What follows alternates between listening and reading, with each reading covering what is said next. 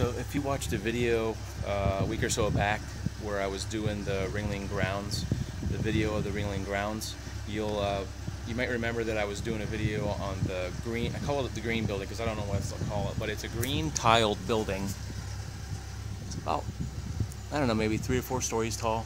So I came back to document a little bit of the green building, which is an addition to the John Ringling Museum, which is the original part is this part right here, and then this is like the addition is right where it joins right here. So we're gonna walk around the bottom, which is weird because it's like the bottom is all on pylons and they have these doors with no door handles here on the corners. Like this is a corner and you can imagine that there's either an elevator or something that goes up inside there. And then I guess if you're on the inside, like I said, I'm just guessing. There's a little sign here too that says Center for Asian Art. If you go on the next level, you can cross over and go in that way.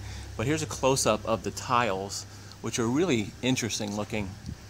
They're, correct me if I'm wrong, but they're convex and concave at the same time. They're kind of like Pringles potato chips. And we'll get a wide shot from this side. These guys are working on this thing down here. It's really interesting. I just don't know why it's designed like this. Okay, so you see this part of the museum, okay? Is all this kind of square, and then you come over here to this addition. It just makes me wonder why they chose to make it this green theme weirdness, if you will. But this is the bottom of it, where it's got all columns. Just these columns holding it up, which makes you, it gives you an eerie feeling like one day one of these columns will collapse and you'll just be squashed like a bug under here. But well, I'll walk out here and get a quick shot of the whole thing, and you can see how these columns look really kind of weird. It's just held up by these columns here. What looks like a pretty massive building. This whole massive building is held up just by these just little columns here.